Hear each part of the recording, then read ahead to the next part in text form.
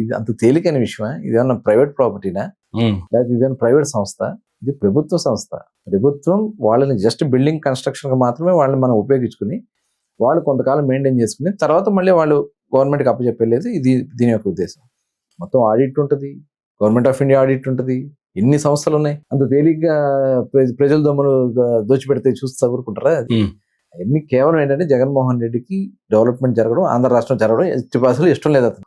రాష్ట్రం మొత్తం social media ఒక పక్క భోగాపురం ఎయిర్పోర్ట్ వస్తుందని చెప్పి సెలబ్రేషన్లో టీడీపీ శ్రేణులు ఉంటే వైఎస్ఆర్సీపీ శ్రేణులంతా కూడా 2026లో మొదటి ఫ్లైట్ ఎగరేస్తామని చెప్పి జగన్మోహన్ రెడ్డి చెప్పినటువంటి మాటలు ఎక్కువగా వైరల్ అవ్వడం చూసాం.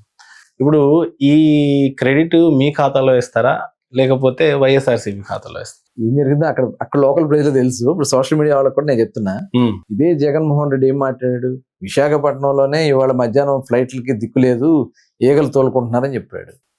అసలు ఈ భోగాపురం మొత్తం కూడా దున్నేస్తానని చెప్పాడు, రైతులని దున్నేసుకోండి అని చెప్పాడు, అవసరం ఇక్కడ ఇంటర్నేషనల్ ఎయిర్పోర్ట్ అని చెప్పాడు. ఇవాళ మా వాళ్ళే వచ్చిందని చెప్తే ఎవరు నమ్ముతారండి? ఇవాళ గవర్నమెంట్ వచ్చాక 95% వర్క్ కంప్లీట్ చేసాం. వాళ్ళు చేయలేని పనులు మీరు చేస్తున్న పని ఏంటి? భోగాపురం ఇంత తొందరగా కంప్లీట్ చేయడానికి గల కారణాలు ఏంటంటే ఏం చెప్తారు? చేసినటువంటి అక్కడ ఉన్నటువంటి ఇబ్బందులన్నీ కూడా తొలగించారు. అక్కడ ఉన్నటువంటి రైతులందరూ కూడా సెటిల్ చేయటం, ఇమ్మీడియట్ గా వాళ్ళకి కావాల్సినటువంటి ఇన్ఫ్రాస్ట్రక్చర్ కావాల్సినటువంటి సపోర్ట్ అంతా ఇవ్వడం, అటు రామ్మోహన్ నాయుడు గారు కూడా ఉండడం గవర్నమెంట్ లో, అవన్నీ కూడా ఫాస్ట్ గా జరిగినాయి. రేపు జూన్ నుంచి ఫుల్ ఆపరేషన్ లో రాబోతాం. రానున్న రోజుల్లో సార్ నిజంగా కొన్ని క్రెడిట్స్ టీడీపీ ఎక్కువగా కొడుతున్నట్టుగా కనిపిస్తా ఉంది. పోలవరం 90% కంప్లీట్ చేశారని ఆయన క్లెయిమ్ చేశారు. వచ్చే సంవత్సరంలో మీరు దాన్ని ఓపెనింగ్ పెట్టారు. భోగాపురం దానికి పాపం వాళ్ళు మొత్తం కంప్లీట్ చేసి 60% 70% వాల్ ఫినిష్ చేస్తే సంవత్సరం లోపల ఎయిర్పోర్ట్ ఫినిష్ అయిపోయిందని మీరు చెప్తున్నారు. 11 మెడికల్ కాలేజీలు వాల్ ఫినిష్ చేసి మధ్యలో ఉన్నదాన్ని పీపీపీ మోడల్ అని చెప్పేసి అవినీతిమయం చేస్తున్నారని వాళ్ళు క్లెయిమ్ చేస్తున్నారు. ప్లస్ వైజాగ్లో కట్టినటువంటి భవనాలన్నీ కూడా వాళ్ళు ఫినిష్ చేస్తే మీరు పోయి అనుభవిస్తున్నారని చెప్పి అభియోగాలు మోపుతా ఉన్నారు. ఏ రకంగా అసలు ఏం చేశాడు? ప్రభుత్వాలు మీరేం చేశారు అనేది ప్రధాన ఆరోపణ. గతంలో వాళ్ళు ఫినిష్ చేసిన ప్రాజెక్ట్సే మీరు చేస్తున్నట్టుగా కనపడుతుంది. అదే గూగుల్తో అదే మైక్రోసాఫ్ట్తో గతంలో ఈ ప్రభుత్వం కూడా మాట్లాడిందని చెప్తున్నారు. తర్వాత ఈ డేటా సిటీ కాదు, మాకు డెవలప్మెంట్ కావాలి, ఇదంతా జస్ట్ పేపర్ల వరకే ఉంది అనేది వాళ్ళ ఆరోపణ. ఇప్పుడు ఏదైనా మాట్లాడచ్చు, మాట్లాడటానికి ఉంది, మైక్ ఉంటే ఏదైనా మాట్లాడచ్చు.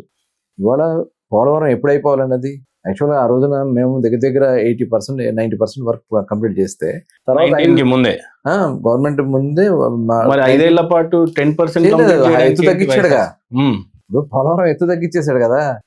ఇప్పుడు ప్రధానికి వెళ్ళి అక్కడ లాలుచి పడతాం, గవర్నమెంట్ ఆఫ్ ఇండియాలో సాష్టాంగ పడతాం తప్ప ఏం చేశాడు? రాష్ట్రానికి ఏం తెచ్చాడు జగన్మోహన్ రెడ్డి? ఎత్తు తగ్గించాడు, పోలవరం పనులు కంప్లీట్ చేయాలి. ఇవాళ మళ్ళీ అది డబల్ అవుతా ఉన్నాయి. డయాఫ్రమ్ వాల్ కానీ అవన్నీ కూడా వాళ్ళు చేసినటువంటి తప్పిదాల వల్ల అవన్నీ కూడా కూలిపోయినాయి.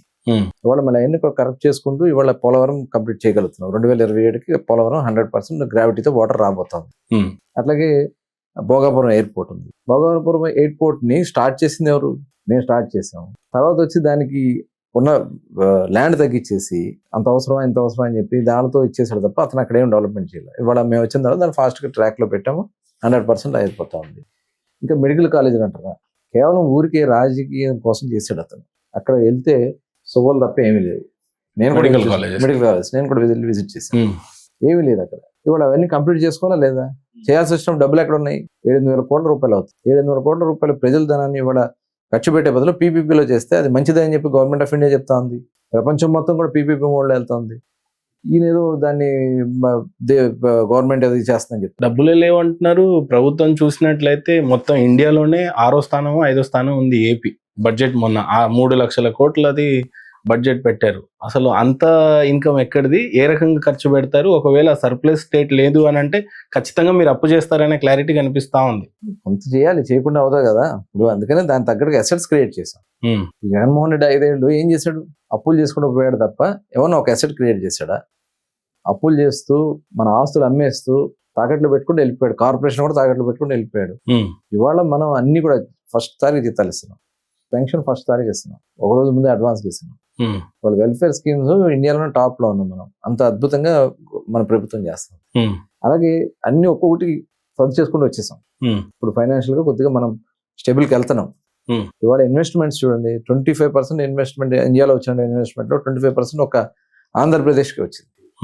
అది మనం తీసుకున్నటువంటి కొన్ని పాలసీస్, దగ్గర ఒక 20 పాలసీస్ ముఖ్యమంత్రి గారు ప్రతి క్యాబినెట్ లో మేము వచ్చిన 1 year లో పాలసీస్ అన్ని తీసుకురాగలిగాం. ఇప్పుడు ఈ ఈజీ ఆఫ్ డూయింగ్ బిజినెస్ ని చాలా సులభతరం చేశాము అని ముఖ్యమంత్రి గారు అన్నారు. పేపర్లో కనిపిస్తున్నటువంటి ఫిగర్స్ నిజమేనా? ప్రభుత్వాలని ప్రజలు ఖచ్చితంగా నమ్మవచ్చా? వచ్చినటువంటి ఇన్వెస్ట్మెంట్ లో నిజం ఎంత ఉందంటే మీరు ఏం చెప్తారు ఓపెన్? ఖచ్చితంగా నమ్మొచ్చు. ఎందుకంటే ఇప్పుడు ఇది వరకు వాళ్ళకి పర్మిషన్స్ రావాలంటే ఆఫీసుల చుట్టూ తిరిగి రావడం కోసం చాలా ఉంది. ఇవాళ ప్రతి క్యాబినెట్ ముందు మీటింగ్ పెట్టుకుంటున్నారు. మీటింగ్ పెట్టుకుని దాంట్లో క్రియేట్ చేసుకుని వెళ్ళిపోతా ఉన్నాం. దానివల్ల అన్ని గ్రౌండ్ అవుతాయి. అంటే సులభతరమైన పాలసీస్ చేశారు అనేది మీ ఉద్దేశమా? పాలసీస్ లో తీసుకున్న నిర్ణయాలు, కొన్ని అమెండ్మెంట్స్ చేశాము, కొన్ని రూల్స్ కు సంబంధించి అమెండ్మెంట్స్ చేశాము. అవన్నీ కూడా ఇన్వెస్టర్స్ కి ఆంధ్రలో పెడితే ఒక సెక్యూర్డ్ గా ఉంటది. ప్లస్ కొన్ని వాళ్ళకి కావాల్సినటువంటి ఇవి కూడా వస్తాయి అని చెప్పి ఇన్సెంటివ్స్ వస్తాయని వాళ్ళు వచ్చారు. అందుకని వాళ్ళు చాలా అద్భుతంగా ఎంప్లాయ్మెంట్, మేము 20 లక్షల మందికి ఎంప్లాయ్మెంట్ ఇవ్వాలనేది మన లక్ష్యం. అలాగే పవర్ కూడా మనం ఇవాళ పవర్ చాలా మనకి రెన్యూవబుల్ పవర్ కానీ సోలార్ కానీ ఇవన్నీ కూడా వెళ్తున్నాం కాబట్టి తక్కువ ధరకి ఇంకా తగ్గిస్తున్నాం. ఇప్పుడు దగ్గర 39 పైసలు తగ్గించాం. రేపు రాబోయే కానీ ఇంకా దాన్ని ఇంకా తగ్గించాలని సీఎం గారు ఆలోచన చేస్తారు. తగ్గించినటువంటి గవర్నమెంట్ భారతదేశం ఆంధ్ర రాష్ట్రం. అంటే ఇవాళ ఎంత సమర్థవంతంగా ప్రభుత్వం పనిచేస్తానికి ఇది ఒక నిదర్శనం. అలాగే గవర్నమెంట్ ఆఫ్ ఇండియాలో రావాల్సిన నిధులు కూడా మనం ట్యాప్ చేసి తెచ్చుకోగలుగుతున్నాం. ఇప్పుడు పంచాయతీ రాజ్లో కానీ మన R&Bలో కానీ government of India municipal administration కానీ మనం మాక్సిమం ఎలా తీసుకురావాలో వర్క్ చేస్తాం.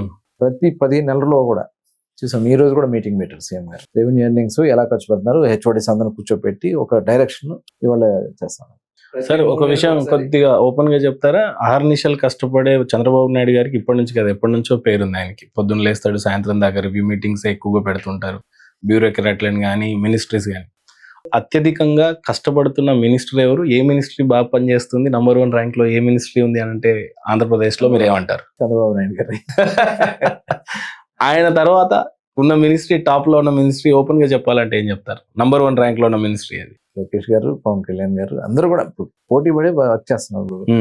ఇప్పుడు లోకేష్ గారు కూడా ఎడ్యుకేషన్ డిపార్ట్మెంట్ కానీ మొన్న మెగా డిఎస్సి కండక్ట్ చేయడంలో కానీ లోకేష్ గారు చేసేటువంటి రిఫార్మర్స్ చాలా బయటికి కనపడతా ఉన్నాయి సార్.